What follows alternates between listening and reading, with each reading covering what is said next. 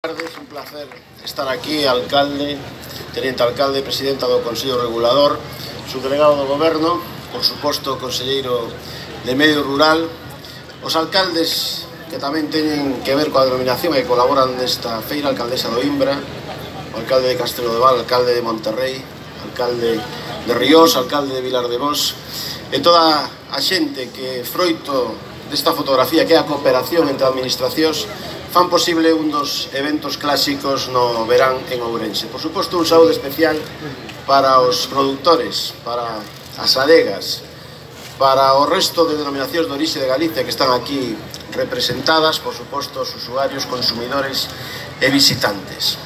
Estamos nunha denominación de orixe que celebra hoxe a súa 14ª Feira do Viño de Monterrey, que non é unha denominación calqueira, é unha denominación de orixe patrimonial, con historia, e deso falan e acreditan os máis de 40 lagares rupestres que temos espallados por este territorio. Estamos falando dunha denominación de orixe termal, onde o termalismo fai unha das súas características principais. Estamos falando dunha denominación de orixe internacional, con ese lindeiro con Portugal e esa realidade que é a Eurocidade Chaves Verín.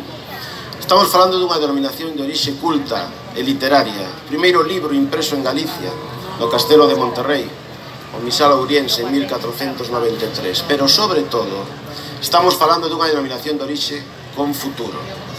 Un futuro que hai que agradecer a todos os que traballan neste sector, as adegas que hoxe están aquí presentes, que ao longo destes 14 anos fixeron deste proxecto unha realidade non só de Ourense, senón de Galicia, e estamos a falar dunha mensaxe dende a administración que represento, dende o goberno provincial, de cooperación e máxima colaboración, como sempre. Nos malos momentos, que os houbo, hai semanas, esas riadas, esas inclemencias meteorolóxicas, pero tamén nos grandes proxectos da comercialización, da internacionalización, esa ruta do viño de Monterrey, a aposta clara de convenio co Consello Regulador, esa feira Vinisterra en Espourense, o futuro Observatorio Internacional do Medio Rural, etc., etc., etc.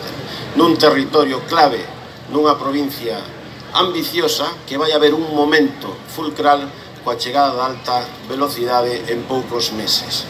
Por esa razón, os meus parabéns a todos os que tiveron que ver con esta organización, por suposto, a presidenta do Consello Regulador, os seus vocais, e que viva Monterrey, que vivan os seus viños e que vivan as súas xentes. Moitas grazas e boas tardes.